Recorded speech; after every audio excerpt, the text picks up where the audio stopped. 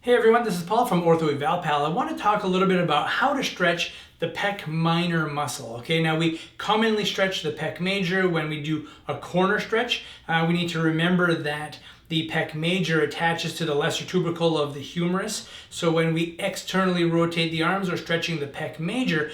But the pec minor, which attaches from the ribs to the coracoid process of the scapula, is what pulls that scapula forward and really contributes to a thoracic kyphotic type posture. So in order to stretch that pec minor, we really need to get in there and push that scapula back by getting the thenar eminence of our thumbs on the coracoid processes to push back. Now, I like to use something called the thoracic pivot. As you can see, this is kind of, higher in the middle and sloped out to both sides. Also, just kind of tapers a little bit here. I love this. I use this thing all the time. It's just really comfortable for the patient. And even if you can't use it in the clinic, the patient can get one for themselves and just rest on it to get those scapula to fall back. So the way we do this is we put this right between the shoulder blades.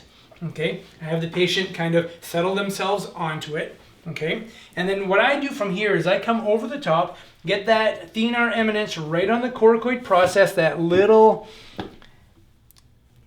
projection right there off the scapula, and I have them relax, and I just bear down and push back, stretching that pec minor.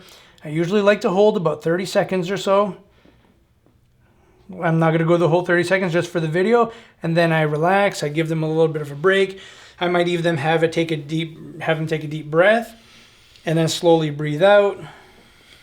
And as they're breathing out, I'm giving that nice little pressure and really getting a nice pec minor stretch. Patients usually like this. It looks pretty aggressive, but once you get off and you get done, you really feel like the shoulders sit back better and are much more comfortable. So that is how I like to stretch the pec minor. Hope you liked today's video, and if you did, please give us a thumbs up and subscribe. Thanks.